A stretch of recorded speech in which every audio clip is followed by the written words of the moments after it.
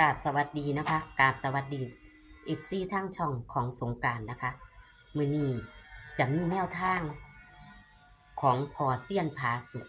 ต่องวดค่ะ เป็นเลขคำนวณงวดวังหันพี่น้องมีผู้ถือน้ำพอบ่ค่ะ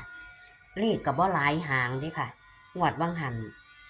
เลขตัวเด่นๆเพิ่นมี4หางนะคะ เข้าที่07เลยค่ะพี่น้อง เข้า07แล้วก็เลขวิ่ง โอ้ยพี่น้องเป็นหยังขนคิ้งลุก หรือว่าเลขเพิ่นจะเข้าอีกนะคะกะเลขวิ่งของเพิ่นให้2กับ7เวลาเว้าน่ะมันจะขนคิ้งลุกบ่ฮู้ว่าจะเป็นอิหยังเหมือนแอดมีเส้นนะคะพี่น้อง2กับ7 7มากค่ะพี่น้องเลขวิ่งพอแล้วก็07ก็มาตรงๆค่ะ นี่คือเลขพอนะคะ จับ3ตัวกับตัดลิ้นก็จะได้07แต่บ่เข้านะคะ3ตัวเข้า2ตัวนะคะพี่น้องแล้วก็เลขวิ่งเพิ่นบ่พลาดนะคะ เพิ่นว่างวดนี้เพิ่นก็มั่นใจพี่น้อง ขอคนละไลค์คนละแชร์ให้กับพอในเด้อค่ะพี่น้องงวดนี้เพิ่นก็ว่าบ่พลาด เพิ่นก็ขอนิ่นๆ2หางพี่น้อง จะเป็นตัวใดนั้นเฮาไปรับชมรับฟังเสียงสัมภาษณ์ระหว่างแอดกับพอเซียนผาสุกได้เลยค่ะ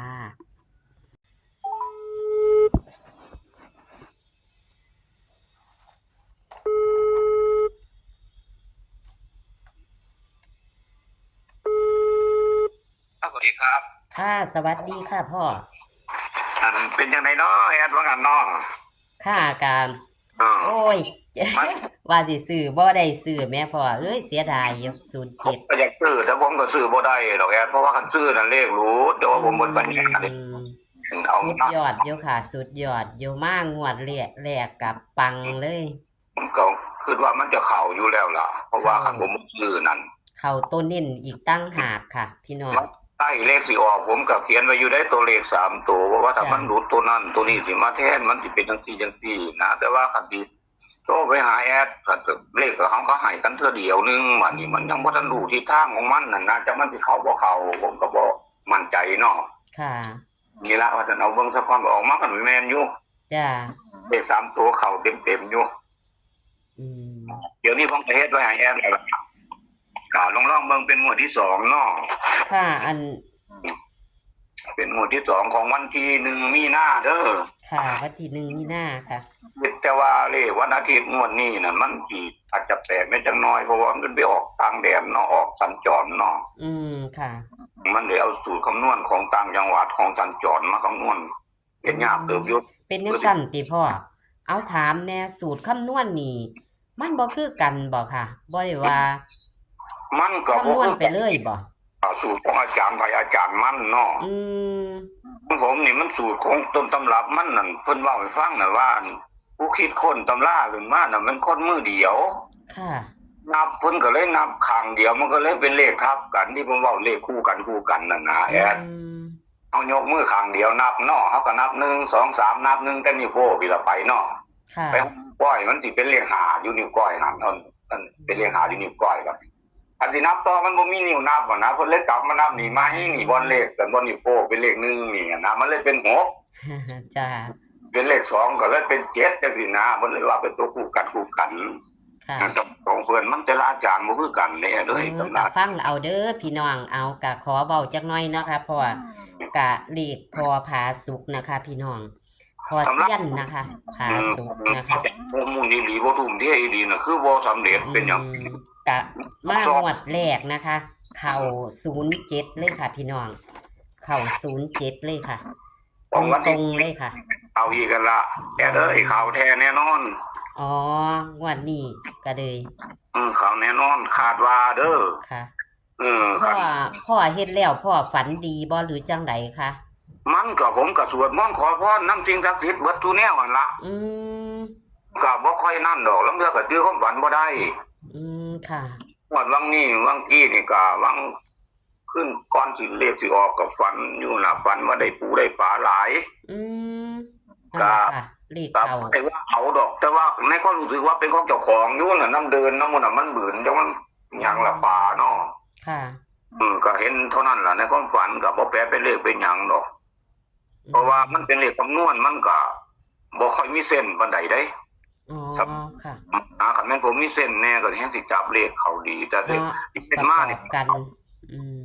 มาหลายงวดแล้วล่ะที่เฮ็ดมานี่ก็ได้ แต่ว่าทางหน้าไปจักมันสิเป็นจังไดแหละเอ้ยก็บ่รู้เนาะ อ้าวก็มีเข้ามีหลุดล่ะค่ะพ่อ แต่ว่าในว่าที่ผมทบทวนเดี๋ยวนี้ผมคิดว่าเข้าอีกแล้วล่ะ ค่ะ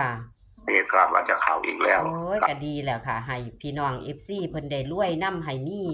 มันบ่มีบารมีทางนี้ผมเมื่อยเฮ็ดแล้วมีแต่เสียเงินกันซื้อก็คือเสียโลด อืม นี่ผมไม่ซื้อบ่เข้านี่มันจะเพี้ยนไปหน่อยๆหั่นล่ะ ค่ะ ผมก็เลยว่าไปซื้อมันก็เข้ามาก็คือผมไล่วังน่ะเข้ามาแต่พุ่นมาฮอดพี่จังซี่ล่ะ แต่เดี๋ยวนี้เลขมันลงเลขล่างแล้วสังเกตดูมันออกล่าง ค่ะ คืองวดก่อน48ก็ไปอยู่ล่างงวดถัดขึ้นอยู่ล่างงวดถัดขึ้นไป122ก็อยู่ล่างไปจนฮอดพุ่นฮอดมันออก87 อืม ออก898พุ่นน่ะ ค่ะ ยอดขึ้นไปมันก็หลายเดือนแล้วเนาะ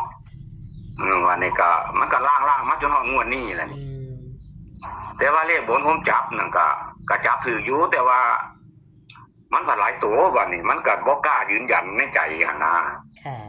แต่อันนี้ผมว่ายืนยันในใจว่าต้องเป็นจังซี่นะเอาไปโดดเนาะแม่นแอดเนาะ ค่ะ เอาไปเลย ผมเอาเลขวิ่งไปก่อนเด้อ ค่ะ เลขวิ่งของบ้านเฮาเด้อ ค่ะ บ่แม่นของต่างแดนก็เข้าต่อเนื่องกันมาได้แอดคันทางเทื่อแอดอยากได้ยังโทรมาเอา ค่ะ เมื่อคืนนี่ก็เข้าทั้งบนทั้งล่าง อ๋อ ถ้าผมนี่ผมก็บ่ขี้ที่ครับมีคนอยากเอาไปสูตรไปเฮียนเพราะว่าผมเบิดผมไปแล้วก็คือจบโลดได้นี่ อืม มีคนเหลือเฮ็ดดอกผมบ่เคยเห็นไปไหนคือผม อืม ผมไม่เห็นว่าผมก็งงๆคือกันนั่นล่ะแต่ว่าอันนี้มันเป็นของครูบาอาจารย์เพิ่นนั่นมาเนาะมันก็ผมก็เอากลับมาศึกษาเบิ่งใหม่แต่ว่าคันถามว่าเอ้ามันถือดีปานนั้นคือจังบ่นั่นเอ้าผมเบิดปัญญาตรงนี้ล่ะ ก็คือบ่ซื้อเอาว่าติ อันซื้อคือบ่ถือโลดนั่นนะ มันสิบ่เข้าเลขสิบ่เข้าเนาะ ตัวเขาเลยคือเพิ่นบ่ให้ซื้อนะว่าง่ายๆไป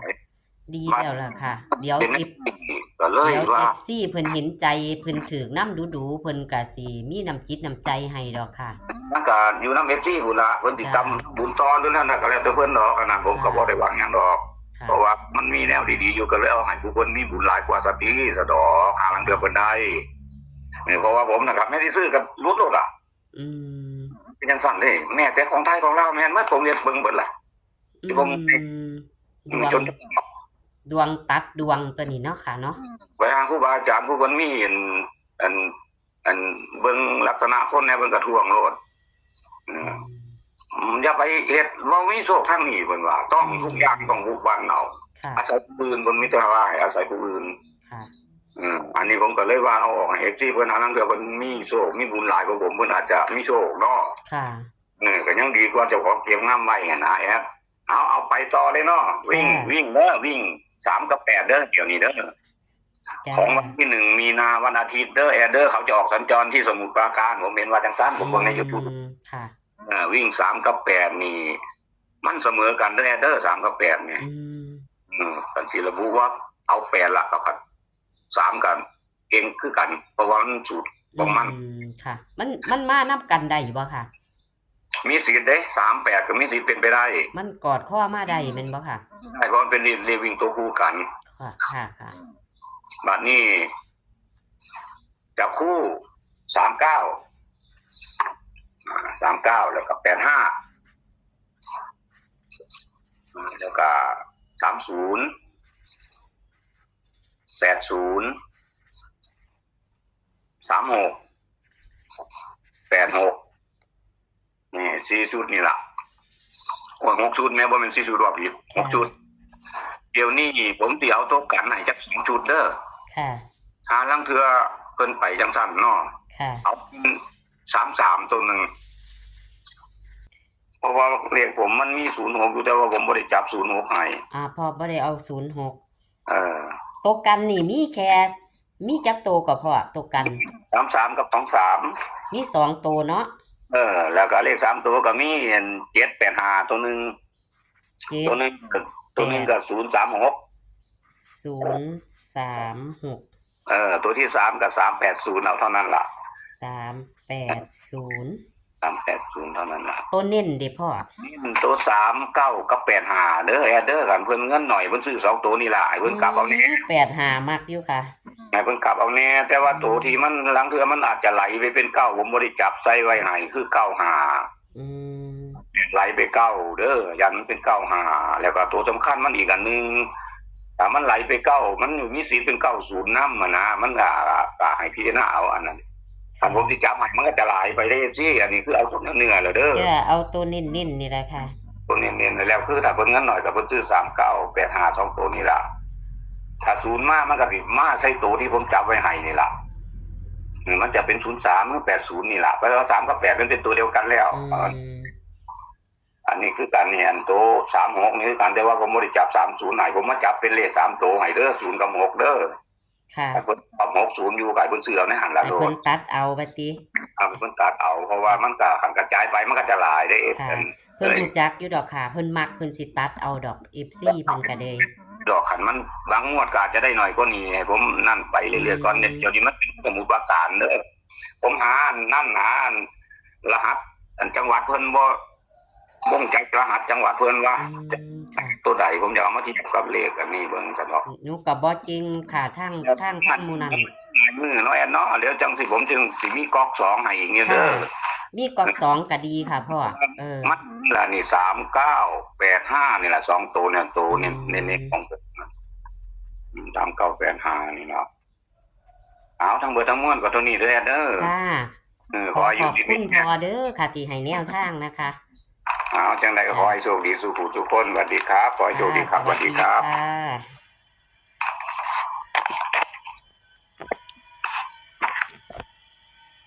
ค่ะพี่น้องก็ขอสรุปหวยพอนะคะพอเสี้ยนผาสุกนะคะพี่น้องวังหนึ่งหันนะคะกะเข่านะคะที่07นะคะตรงเลยนะคะพี่น้อง07ตรงนะคะแล้วก็ให้เลขวิ่งกะเข่าวิ่ง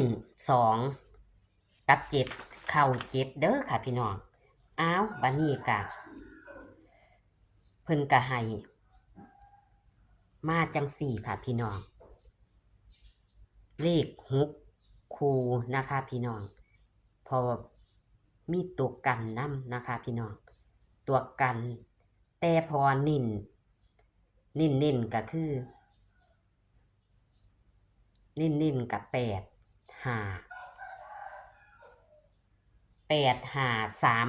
เด้อค่ะนิ่น